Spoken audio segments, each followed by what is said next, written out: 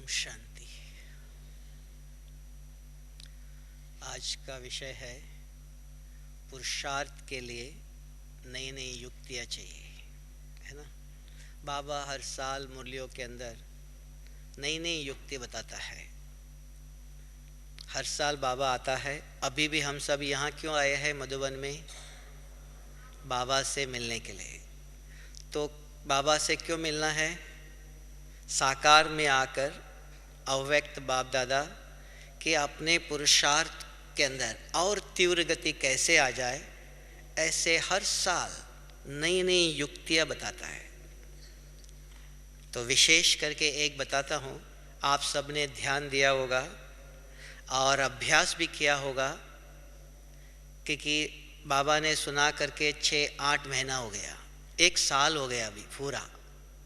1 साल के लिए 3 दिन बाकी है। और तो 2004 15 दिसंबर में जब बाबा आए थे लास्ट ईयर, क्योंकि अभी नया सीज़न है, तो 15 दिसंबर को बाबा ने एक बहुत सुंदर, क्योंकि बहुत दफ़ा बाबा ने मुरलियों में कहा लास्ट में जो आएंगे वो फास्ट जाएंगे। तो आपके मन में विचार जरूर आएगा कि लास्ट में आते हुए फास्ट कैसे जाएंगे? अपने आप जाएंगे? नहीं, लास्ट में आने वालों को भी बाबा ऐसे एक रिफाइन विधि बताएगा, ऐसा लिफ्ट देगा, उस लिफ्ट पर बैठने से 10 मंजिल अपने आप पार कर सकते हो। चढ़ना नहीं, मेरे 50 सीढ़ी चढ़ने की जरूरत नहीं है। तो ऐसी रिफाइन विधि बाबा ने 15 दिसंबर के अव्यक्त मुरली में सुनाया था। आप सब ने स्टडी किया होगा, जरूर पढ़ी भी है।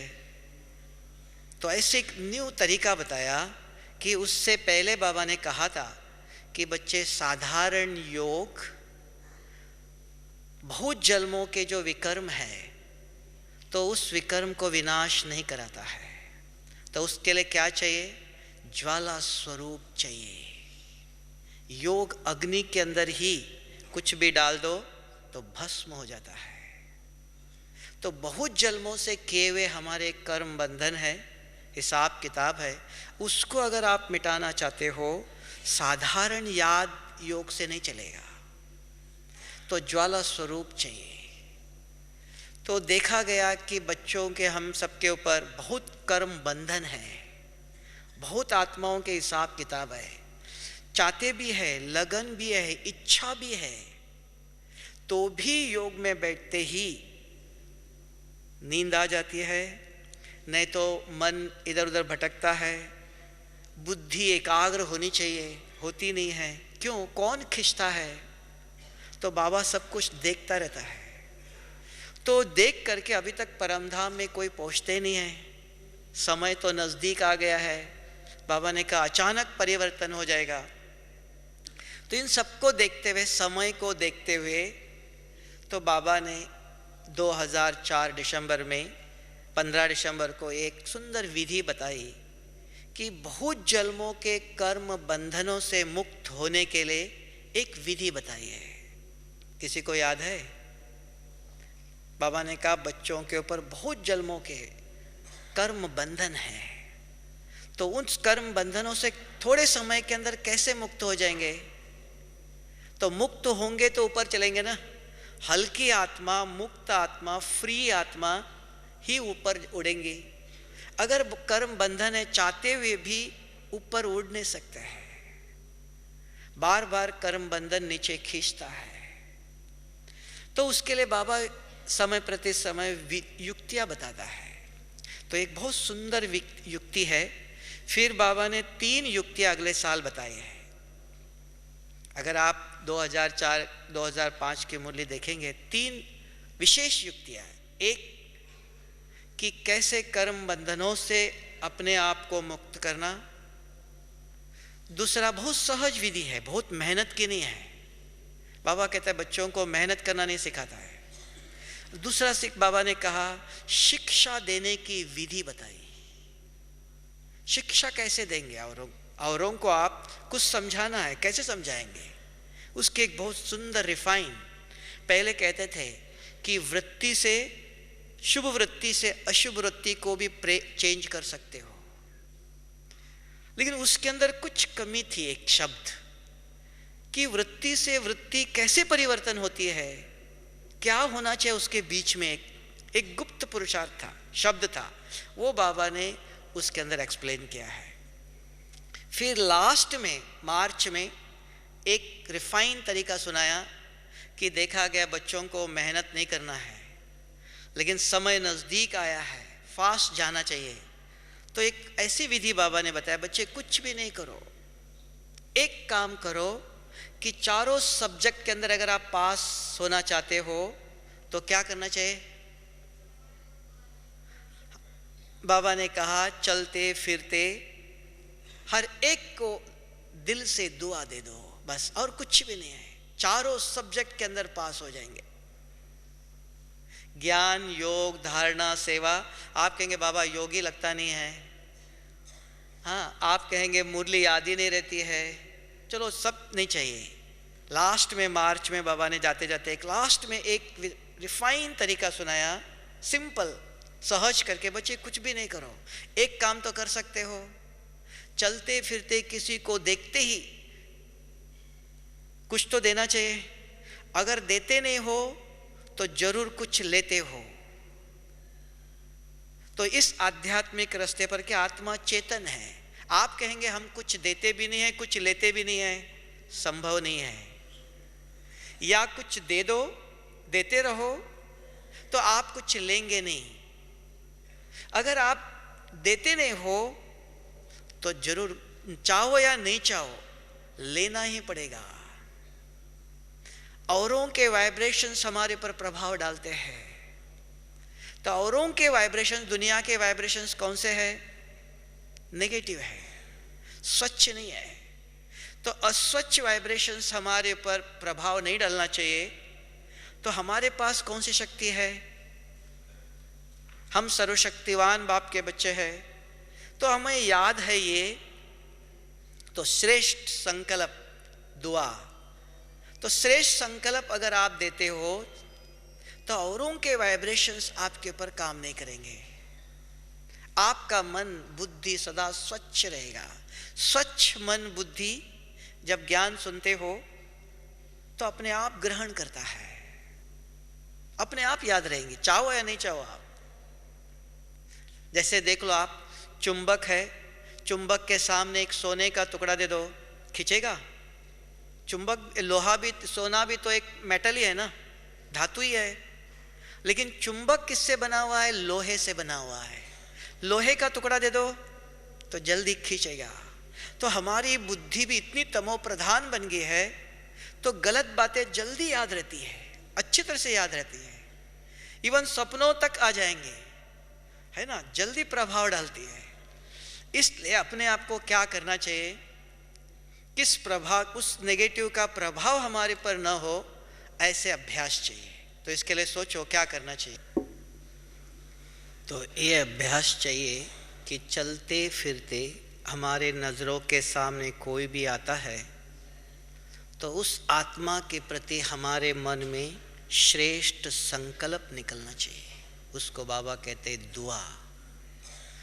और कुछ नहीं, चारों सब्जेक्ट के अंदर। कल से, आज बहन जी कह रही थी, सवेरे अनाउंसमेंट हो रहा था, 3 दिन तक अभी भट्टी करनी है ना, कि सिर्फ सुनना है। अभी क्या होता है, सुनना ज़्यादा होता है, करना कम होता है।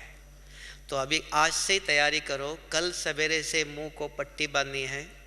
हाँ, 3 दिन बिल्कुल बोलना नहीं है।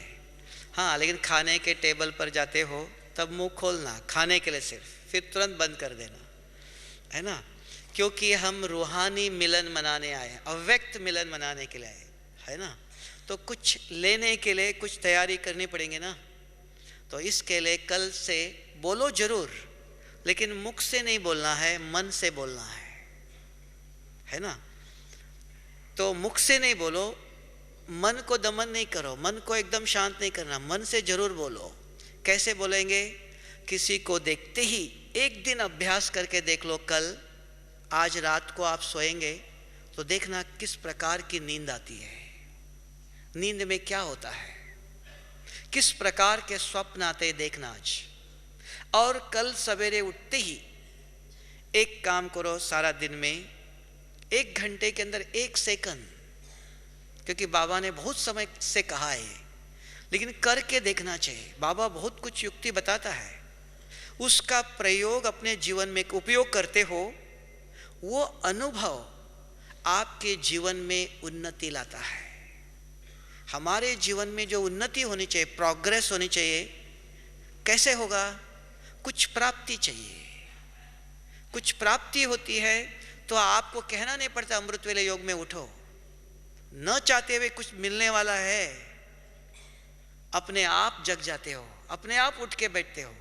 अभी क्या होता है कि उठना चाहते हैं, उठ के बैठते हैं, लेकिन कुछ मिलता नहीं है, क्योंकि लेने वाला जागरूक नहीं रहता है, लेने की विधि पता नहीं है, पात्र तैयार नहीं है, तो कैसे लेंगे?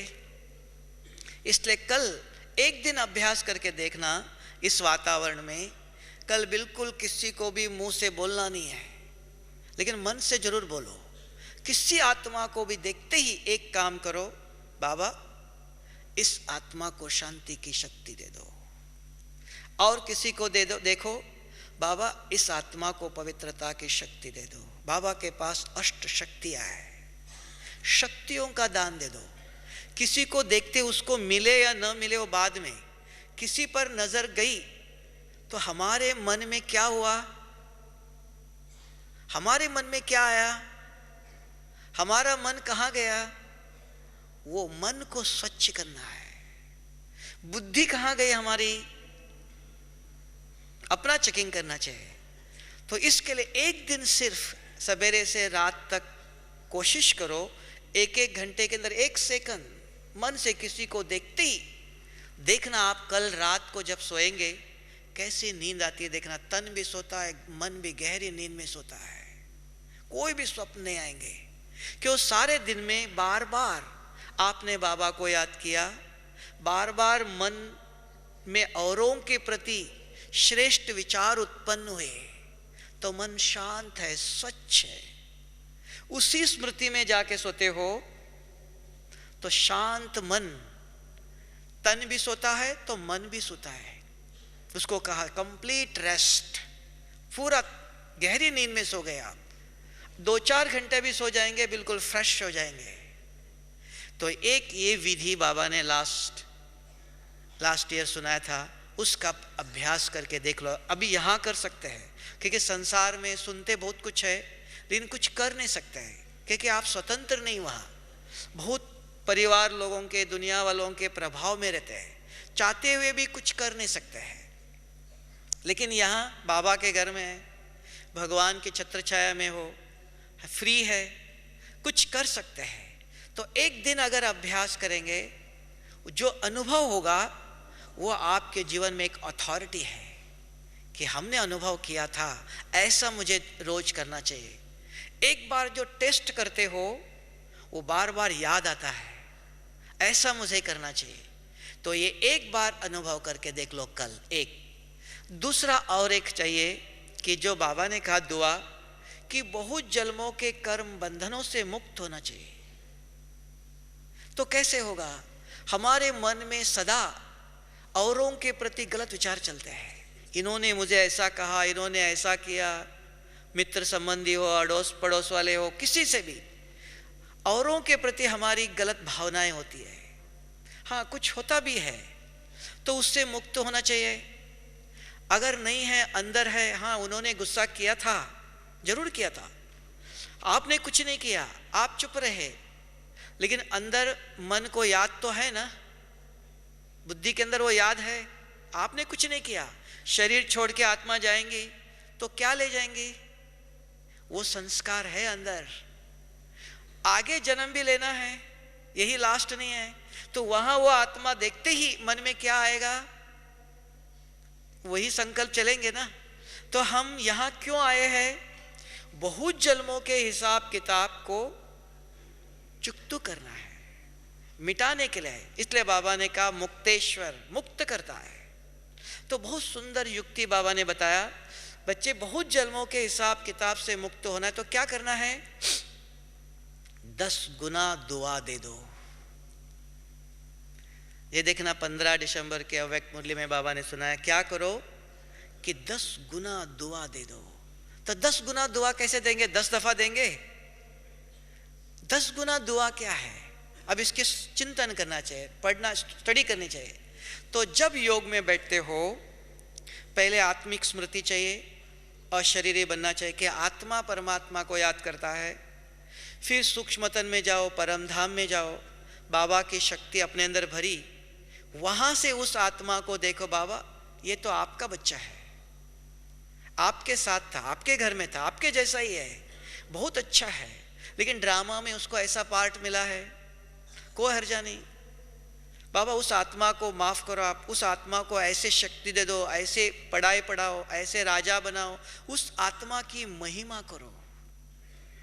क्योंकि इधर देखेंगे तो साकारी रूप दिखाई देता है, निराकारी स्थिति में रहो, अनादि स्वरूप में देख लो, ते आत्मा कौन है? शिव बाबा के बच्चा है ना, भगवान का बच्चा है। तो उस रूप में अगर आप देख के उस आत्मा की महिमा करते हो तो आपके संकल्प पहुंचते हैं। आपके हमारे मन में उनके प्रति जो गलत भावना है, उन्होंने ऐसे बोला था, हाँ बोला था, उसने अपना पार्ट बजाया, आपका पार्ट क्या है? उनकी बात आप लेके जाएंगे, अंदर रखेंगे। हाँ देखना, कभी कभी लिखते समय 2 भाई सामने बैठे हैं, लिख रहे, लिखते समय एक भाई का पेन में देखना इंक नहीं आ रहा है, तो क्या करता है, ऐसे हिलाता है, तो आपके कपड़े पर दाग पड़ गया, फिर कहना भाई जी सॉरी, तो दाग मिट गया। तो कपड़े पर जो स्याही पड़ी, इंक पड़ी, वो कौन मिटाएगा? सॉरी कहने से निकल गया? निकल तो नहीं गया ना, उसको कल आपको धोना पड़ेगा, वो तो नहीं आएगा। आपके कपड़े पर जो दाग पड़ा उसको कौन निकालेगा? कल साबुन लेके आपको ही घिसना पड़ेगा। तो ऐसे संसार में चलते फिरते कोई कुछ बोलता है, कोई गुस्सा करता है, कोई नुकसान करता है, कुछ तो कुछ हिसाब किताब होता है। हाँ उसने तो किया और वो सॉरी भी कर देगा, लेकिन आपके अंदर जो घुसा है, जो बात गई है, उसको कौन निकालेगा?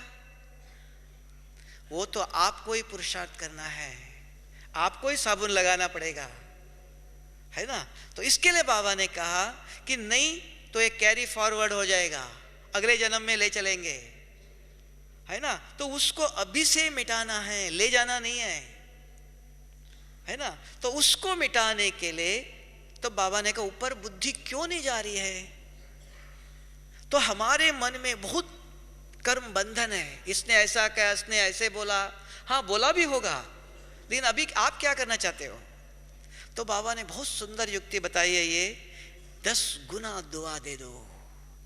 तो 10 गुना दुआ कैसे देंगे? तो रोज अमृत वेले शाम को योग में बैठो और परम धाम में रहकर उस आत्मा को देखो कि ये तो बाबा का बच्चा है, भगवान का बच्चा है। हाँ ड्रामा में हर एक का अपना अपना पार्ट है, उसने अपना पार्ट बजाया है, बजाएगा भी। तो बाबा उस आत्मा को ऐसी शक्ति दे दो, उसकी महिमा करो, तो हमारे मन में उसके प्रति जो गलत भावना है वो मिट जाएंगी।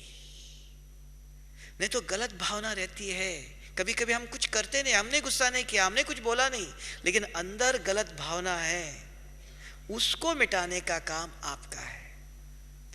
तब ये 1 के 10 गुना दुआ, फास्ट जाने की गति, बहुत जन्मों के कर्म बंधनों को मिटाओ। अपना दाग मिटाना पड़ेगा ना, हम देखते हैं उनको मिला कि नहीं है, उनके अंदर परिवर्तन चाहिए, वो उनको करना है। अगर उसके कपड़े पर दाग पड़ा है तो उसको मिटाना है, हमारे कपड़े पर जो पड़ा उसको कौन मिटाएगा? हमको मिटाना पड़ेगा ना। तो ये 2 अभ्यास चाहिए। अब तीसरा, इसके लिए और एक अभ्यास जरूरी है। ये समझ में आया योग में बैठ करके क्या करना चाहिए? हाँ अभी योग भी आप पूछेंगे, योग भी कैसे करना चाहिए? हाँ योग मन आप देखा गया, हर साल सुनाते हैं, सुनते भी है, लेकिन करते अपनी विधि से। ऐसे देखा गया कि सुनते जरूर है, और जब योग में बैठेंगे तो योग कैसे करेंगे? जो हमारे भक्ति मार्ग से जो हमको आदत पड़ी है भगवान से मांगने की, भगवान की महिमा करने की, बाबा आप प्यार के सागर हो, बाबा आप प्रेम के सागर हो। बाबा को पता होता है, भूलता नहीं बाबा कि मैं प्यार का सागर हूँ। बाबा को याद दिलाने की जरूरत नहीं है ना। तो महिमा होती है। तो योग, बाबा ने राजयोग एक अलग चीज है, ये नई तरीका है, ये कभी किसी ने सिखाया नहीं है। तो मन और बुद्धि को दोनों को जोड़ना है। देखो बल्ब के अंदर करंट आना है तो दो वायर होते हैं, एक वायर आप प्लग में डालो तो करंट आएगा, दो वायर, बल्ब जलना है तो दोनों वायर लगाना पड़ेगा। हमारे अंदर भी शक्ति आनी है, हमारे संस्कार मिटना चाहिए, परिवर्तन होना चाहिए, शक्ति चाहिए तो दो तार लगाने पड़ेंगे ना, पावर हाउस से जोड़ना पड़ेगा ना। एक जोड़ेंगे तो नहीं होगा, दो चाहिए तब शक्ति आएंगी। तो हमारे पास दो शक्तियां हैं, मन और बुद्धि। देख लो आप टेप रिकॉर्ड के अंदर आप कहेंगे 5 गीत है, एक गीत आपको अच्छा नहीं लगता है तो क्या करेंगे आप, उस गीत को मिटाना चाहिए। तो कैसे मिटाएंगे? और नया गीत भरना चाहते हो तो कैसे भरेंगे? टेप रिकॉर्डर के अंदर सिस्टम है, अगर एक बटन दबाते हो तो टेप रिकॉर्डर चालू होगा, गीत सुनाई भी देगा और अंदर भी गीत रहेगा, मिटेगा नहीं। अगर मिटाना चाहते हो तो क्या करना पड़ेगा? एक साथ, एक के बाद एक नहीं, एक साथ दो बटन दबाना पड़ेगा एट ए टाइम। आप कहेंगे पहले एक बटन दबाएंगे फिर दूसरा दबा देंगे, नहीं, एक ही साथ दोनों बटन दबाना पड़ेगा। प्ले और रिकॉर्डिंग का दोनों साथ साथ दबाना है, तब जो पुराना गीत है वो मिटेगा। अगर उसके बीच में कुछ आवाज करेंगे आप तो वो गीत भर जाएगा, है ना। कुछ भरना है, कुछ मिटाना है तो विधि है। ऐसे हमारे अंदर टेप रिकॉर्डर है, ऐसी मशीनरी है, उसको उसका यूज करने की विधि चाहिए, विधि से सिद्धि है। तो यहां भी ऐसे ही है, राजयोग के अंदर भी हमारे पास दो शक्तियां हैं, दोनों शक्तियों को एक साथ यूज करना चाहिए। तो जब भी योग में बैठते नींद आने का कारण क्या है, व्यर्थ विचार आने का क्या कारण क्या है? नींद का समय है ना, नींद के समय पर नींद करेंगे, खाने के समय पर खाना खाएंगे। अभी यहां बैठ के अगर आज सोचेंगे आप कल क्या खाना खाना चाहिए तो क्या फायदा? भी कुछ कर सकते हो? कल का कल देखा जाएगा, है ना। जिस समय जो काम करना चाहिए तो वो नहीं होता है, कारण तो जो शक्तियां है हमारे पास उसको, उसका उपयोग कैसे करना चाहिए उसकी हमें विधि पता नहीं है। जैसे देखो दो हाथ है, एक ही जैसे है ना। आप कहेंगे अगर माता को गुरु कहते हैं, किसी माता ने बच्चों को सिखाया नहीं बच्चे इस हाथ से खाना खाना चाहिए, आप कहेंगे मेरा हाथ है इस हाथ से भी खा सकता हूं। हाँ खा सकते हो, आपका ये हाथ है, दोनों एक ही जैसे है।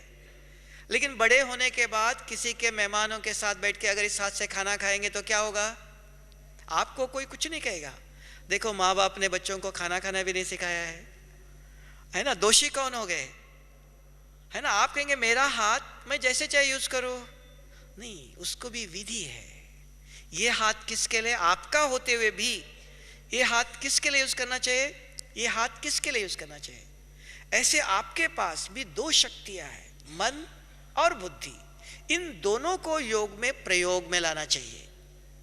तो जब भी आप योग में बैठो, कल करके देखना और बताना फिर होता है कि नहीं है। ठीक है, सुनाई देता है ना? सुन करके छोड़ना नहीं, सुनो और यहां अभ्यास करो और फिर देखो होता है कि नहीं है। जैसे डॉक्टर आजकल दवाई के अंदर कंपटीशन है, एक ही नाम की 2-3 दवाई होती है, तो क्या करना चाहिए? बिजी होते, बहुत पेशेंट होते हैं, तो डॉक्टर ने भी गड़बड़ी में दूसरी दवाई दिया हो, आप दवाई लेकर के घर जाएंगे और फिर दवाई लेंगे। बाय चांस गड़बड़ी में डॉक्टर ने दूसरी दवाई दी तो घर जाने के बाद ले जाए खाएंगे तो रिएक्शन हो जाए तो क्या करेंगे? जब तक डॉक्टर के पास आओ तो बीच में ही खत्म। तो आज के दुनिया में बहुत कंपटीशन है, एक नाम के 2-3 दवाई होती है। तो क्या करना चाहिए आज इस समय कि डॉक्टर के सामने एक गोली खा के देखना चाहिए, ठीक है कि नहीं। अगर कुछ हो जाए तो यहाँ ही कुछ हो जाएगा और यहाँ ही डॉक्टर ठीक कर देगा। अगर आपने घर में जाके खाएंगे तो कुछ होगा तो कौन जिम्मेवार है ना। तो इसलिए आज के जमाने में डॉक्टर के सामने एक गोली खा के देखना चाहिए, ठीक है। तो ऐसे ये भी गोली दवाई लेके जाना नहीं, यहाँ ही सुनो और यहाँ ही करो। इसके आपके लिए आपके पास 3-4 दिन है, ठीक है। तो कल सवेरे योग में बैठते ही करके देखना, सहज है, मेहनत नहीं है। तो आराम से बैठो। रात को कल से आज तो खाना खा लिया, रात को कम खाना खाना चाहिए।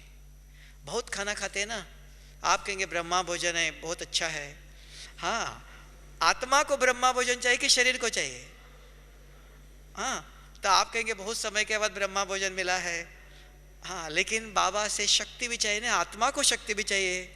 तो खा लो जरूर, लेकिन थोड़ा रात को कम खाना चाहिए, क्योंकि रात को कुछ काम नहीं है, दिन में कुछ सेवा करनी है। तो रात को पेट अगर हल्का रहता है तो सवेरे आराम से बैठ सकते हैं।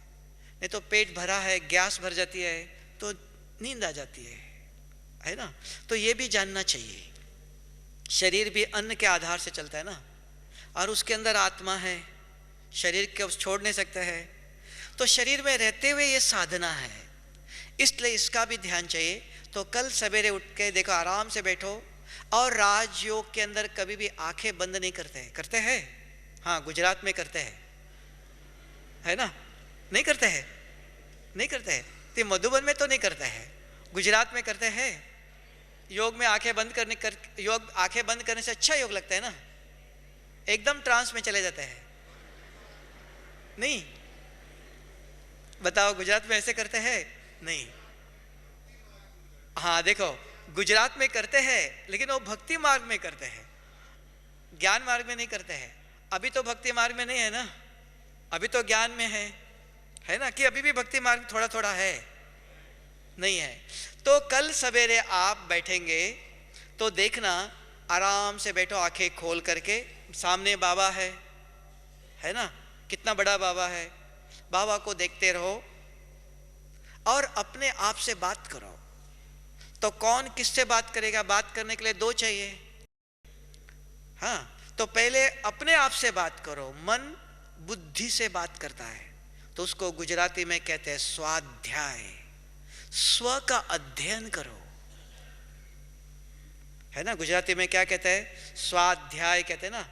स्व कौन? आत्मा। पहले आत्मा का अध्ययन करो। कैसे करेंगे? तो मन बुद्धि से पूछता है, मैं कौन? बुद्धि जवाब देंगी। क्या जवाब देंगी? एक प्रश्न स्पष्ट करता हूं। तो मन पूछता है मैं कौन, तुरंत बुद्धि कहेंगी हाँ मैं आत्मा हूं। फिर पूछो आत्मा क्या चीज है, तुरंत बुद्धि जवाब देंगी। फिर पूछो आत्मा कहाँ है, फिर पूछो आत्मा के अंदर क्या है, मन है। मन क्या करता है, मन ऐसा क्यों सोचता है। फिर पूछो आत्मा के अंदर और क्या है, बुद्धि है। बुद्धि क्या करती है। फिर प्रश्न पूछो, बुद्धि जवाब देती जाएंगे आपको, प्रश्न करते जाओ। फिर पूछो संस्कार क्या है, हम कौन से संस्कार लेके आए थे, अब हमारे अंदर कौन से संस्कार भरे हुए हैं और अब मुझे क्या करना चाहिए। तो अपने आप से बात करो। तो बात करते करते योग भी हो जाएगा, मन बुद्धि एकाग्र भी हो जाएंगी, दोनों काम होना चाहिए। तो इसलिए अपने आप से बात करने की एक विधि है। स्व का अध्ययन करो कि मैं कौन, अगर मैं है तो मेरे पास क्या है, मेरे अंदर क्या है। तो बुद्धि जवाब देंगे, बुद्धि को सब याद है, ज्ञान सुना हुआ है। तो प्रश्न करते जाओ, बुद्धि जवाब देती जाएंगी। फिर दूसरा प्रश्न पूछो, अगर मैं आत्मा हूं तो मेरा रूप कैसा है। तीसरा पूछो अगर मेरा रूप है तो मेरे गुण कौन से हैं। गुस्सा करना मेरा गुण है ना, आत्मा का गुण है नहीं। तो पूछ लो मेरे गुण कौन से हैं। बुद्धि सही जवाब देंगी। क्यों कि आप कभी कभी कहते हो मैं सच्चे दिल से बोलता हूं। क्या ये दिल बोलता है? ये हृदय बोलता है? दिल बुद्धि है। बुद्धि के अंदर समझ है। समझ कभी बेसमझ का जवाब नहीं देगा। तो बुद्धि से पूछो मेरा रूप क्या, मेरे गुण क्या। चौथे पूछो मेरे कर्म, मैं क्या करता हूं शरीर में बैठकर। और पांचवा पूछो कि मैं कहां से आया।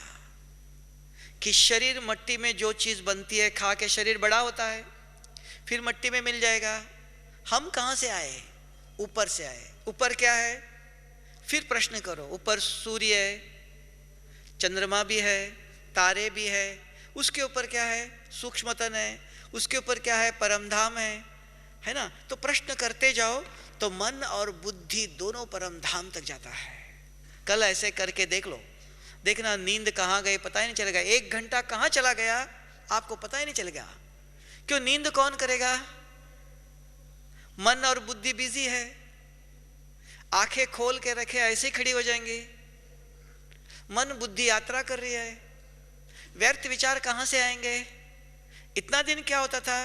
बुद्धि खाली होती थी तो कुछ बातें याद आती। आज मधुबन में पहुंच गए, घर में फोन करना चाहिए। खाली बुद्धि के अंदर याद आएगा जरूर, है ना। तो मन और बुद्धि को 15 मिनट, ज्यादा नहीं, 10-15 मिनट बैठो और इस प्रकार प्रश्न और जवाब करो। तब देखना न नींद। देखना कल आप में से कोई आके इधर बैठो, आगे बैठो और देखना कौन नींद करता है। एक भी नींद नहीं करेगा। देखना आप सबके आंखें खुले रहेंगे। आप, क्योंकि आपको भी देखना चाहिए। यहाँ आगे आके बैठो और देखना सब अलर्ट, अपने आप आंखें खुली चमकती हुई आंखें दिखाई देंगी। क्यों? जागृत अवस्था है। नहीं तो क्या होता है, आराम से बैठे, गरम लगता है, मन थोड़ा सा सोचता है, धीरे धीरे आंखें बंद हो जाती है। कुछ करना पड़ेगा ना। खेती के अंदर बीज नहीं बोलेंगे, एक बीज नहीं बोलेंगे डालेंगे तो 10 दाना लगेगा। कुछ बोना पड़ेगा। कुछ करेंगे तो कुछ प्राप्ति होगा। अपने आप तो नहीं होगा, अपने आप बाबा ने देगा। तो बाबा विधाता है, विधि बताता है। तो 2 विधि मिल गया, अभी तीसरी विधि चाहिए। और एक कौन सी विधि चाहिए? कि मन, अभी ये योग करने के लिए दुआ भी तब दे सकेंगे आप, मन स्वच्छ चाहिए। तो मन को स्वच्छ करेंगे कैसे? आज सवेरे मुरली सुनी थी, याद है किसी को? सबने सुनी थी? आज मुरली किस पर थी? हाँ ना ना ना, आज की मुरली बताओ। आज मुरली किस टॉपिक पर थी? सारी मुरली एक पॉइंट बताओ। बाबा ने सारी मुरली आज ड्रामा के ऊपर सुनाया। ड्रामा पर था है। आज कौन सी मुरली, किसकी मुरली थी? क्या थी मुरली में? क्या सुना? आत्मा के ऊपर थी। और फिर उसके बाद बाबा ने कहा सर्वशक्तिवान कौन है? सुना है ना? बाप सर्वशक्तिवान के ड्रामा सर्वशक्तिवान, है ना। ड्रामा के ऊपर कितने 2-3-4 पॉइंट्स थे। तो पॉइंट्स, एक पॉइंट कैसे याद रखना चाहिए मुरली के पॉइंट्स। तो कल एक अभ्यास करके देखना कि आज कल अगर आप मुरली सुनेंगे 10 साल तक आपको याद रहेगा। एक ही दफा सुनने से बस। कल सवेरे आप मुरली सुनेंगे, 1 महीने तक याद रहेगा। कल सवेरे आप मुरली सुनेंगे, 1 दिन याद रहेगा। एक विधि से कल करके देख लो।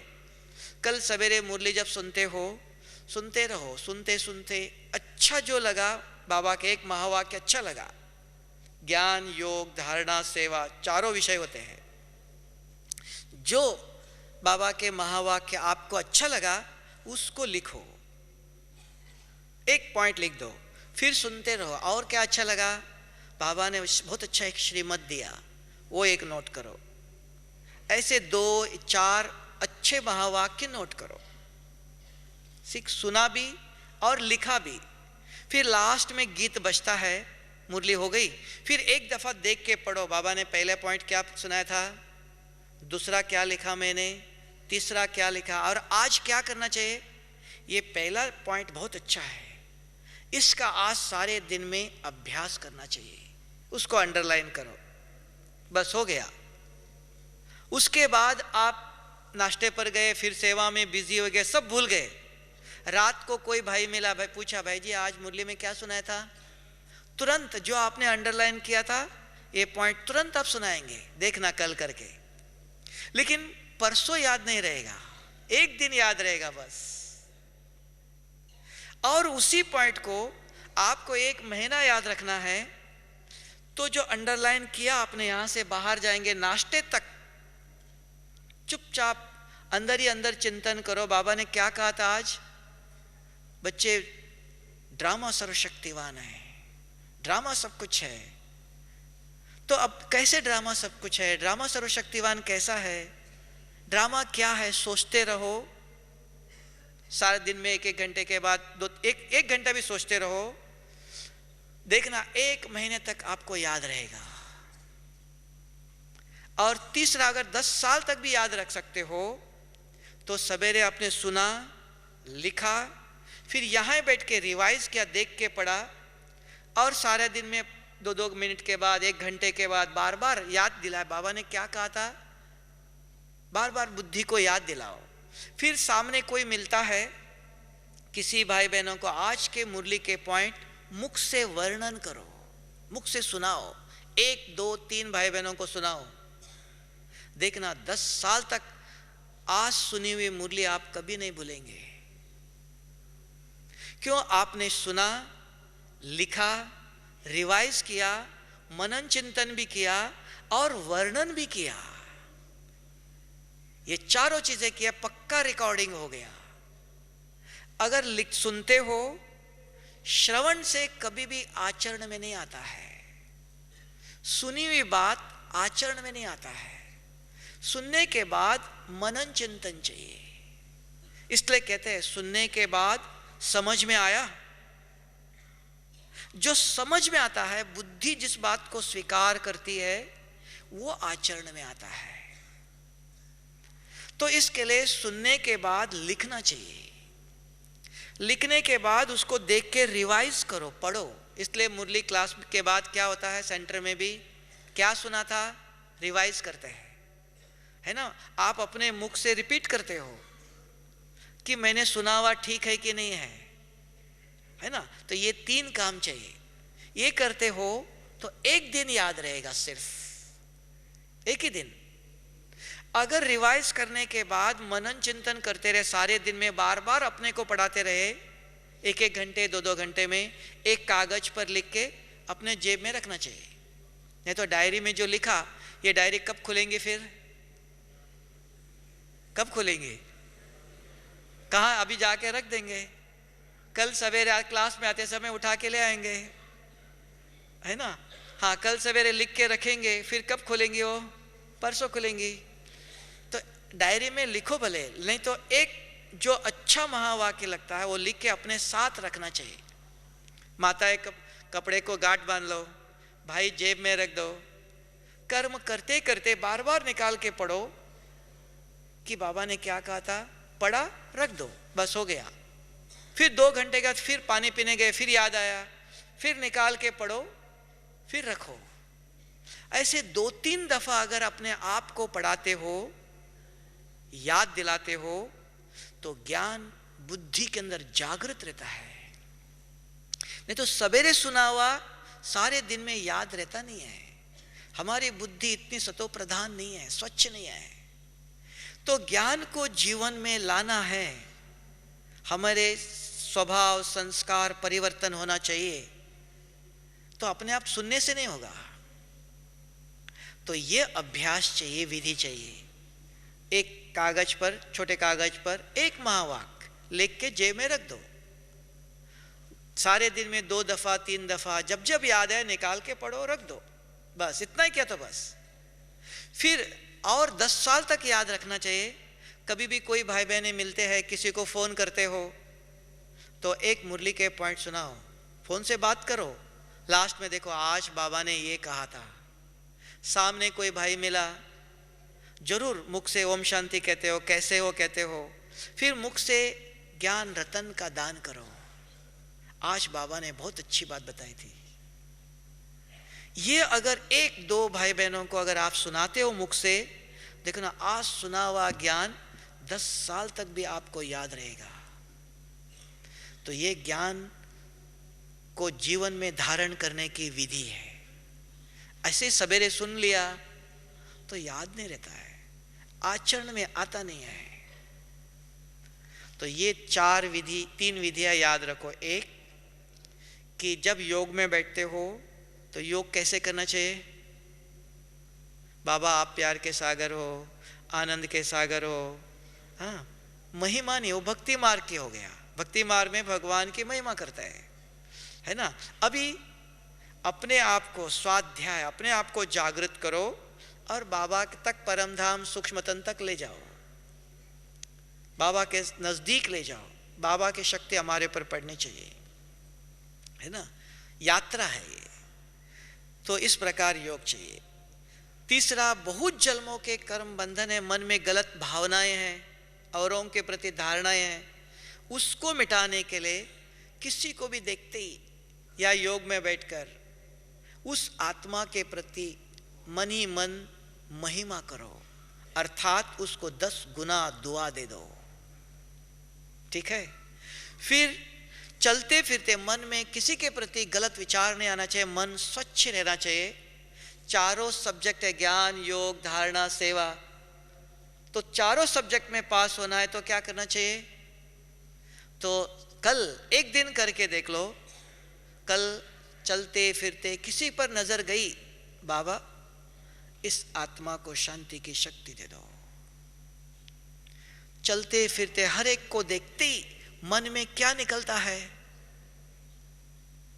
इसको कहा, गीता में भी कहा कि बहुत सुंदर एक सुगंधित फूल अगर आपको किसी ने दिया, आप कहेंगे बहुत अच्छा फूल है, ये हमको घर तक ले जाना चाहिए। तो आप फूल को छुपा के ले जाएंगे। अगर आपके बाजू में कोई जाएगा तो उसको कहेंगे नाक बंद करके जाओ, कहेंगे? फूल का सुगंध तो फैलता है ना, उसको तो आप रोक नहीं सकते, उसको छुपा सकते हो नहीं। ऐसे बाबा के हम कौन हैं? रूहे गुलाब है, सुगंधित फूल है, खुशबूदार फूल है। रास्ते पर जब चलते हो तो मन है ना, रूह आत्मा के मन से सुगंधित विचार निकलने चाहिए। क्या धुआं निकलना चाहिए? धुआं निकलना चाहिए नहीं, दुआ निकलनी चाहिए, है ना। तो ये कल अगर अभ्यास करो तो देख लो मन कितना शांत रहता है। औरों के प्रति जो बाबा कहता है स्वमान में रहो तो सम्मान मिलेगा, औरों के प्रति आत्मिक भाव रहेगा।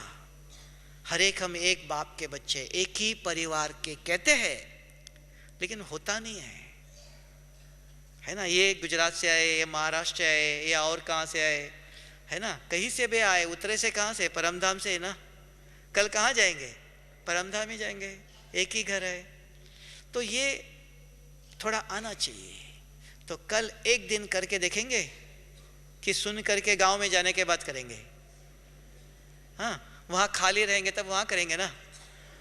यहाँ और बहुत कुछ सुनना है, तो क्या करेंगे?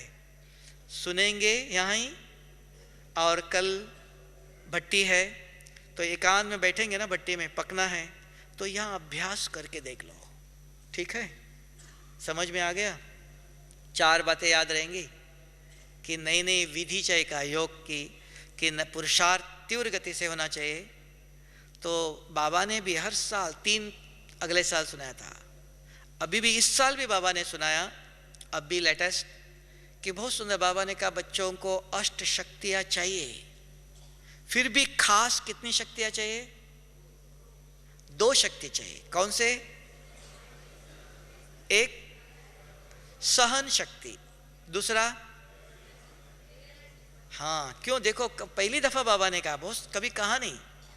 पहले कहते थे सहन करो और संभालो। अभी कभी किसी ने गुस्सा किया, किसी ने गाली दिया, आप कुछ बोल नहीं सकते हो, चुप रहते हो, सहन करते हो जबरदस्ती, तो क्या होगा? अंदर बीमारी होती है ना। क्यों दमन करते हो, सप्रेस करते हो? तो बाबा ने कहा आपने सहन किया, करने के बाद रियलाइज करो क्यों गुस्सा किया इन्होंने, क्यों बोला, बाबा ने मुझे क्या कहा करने के लिए। तो अपने आप को देखो, रियलाइज करो किसके लिए सहन करना चाहिए, किसने हमको सहन करने के लिए कहा है। नहीं, उन्होंने दिया, हमने ले लिया, खराब चीज लेंगे तो बीमार हो जाएंगे ना। तो हमको किसने कहा है ये रियलाइज करो। भगवान ने कहा है कि बच्चे आप सहन करो, आप चुप रहो। क्यों रहो? कि हमारे कुछ दिया हुआ चीज है, हमारे ही कुछ हिसाब किताब थे, हम ले करके उसको मिटाना चाहते हैं। ये रियलाइजेशन चाहिए, महसूस करना चाहिए। बिना महसूस करते हुए आप स्वीकार करते हो तो वहां क्या होता है, बीमारी होती है। इसलिए कहते हैं कि कभी कभी होता है हम चुपचाप ले लेते हैं, हाँ नहीं चाहते। इसलिए आध्यात्मिक जीवन के अंदर एक बहुत सुंदर स्पष्टीकरण, आध्यात्मिकता क्या है, आप कौन हो, आध्यात्मिक हो, है ना। आध्यात्मिक व्यक्ति के पास क्या होना चाहिए, उसकी स्पष्टीकरण क्या है। आध्यात्मिक व्यक्ति कौन, उसके सामने कुछ भी आता है स्वीकार करता है। ये क्यों, ये क्या नहीं कहता है मीरा को विष दिया, क्यों दिया नहीं, जो मिला ले लिया, भगवान को याद करते पी लिया। जो भी सामने आया, आत्मा के आध्यात्मिक व्यक्ति के पास, भगवान के बच्चों के पास शक्ति है, तो सामने जो भी आता है उसको स्वीकार करता है। क्यों आया पूछता नहीं है, कुछ भी आने दो, ले लो, उसको ले लेता है वो। क्यों, उसको पता है, ज्ञान है, समझ है, शक्ति है, तो स्वीकार करता है। तो समझ से ले लो।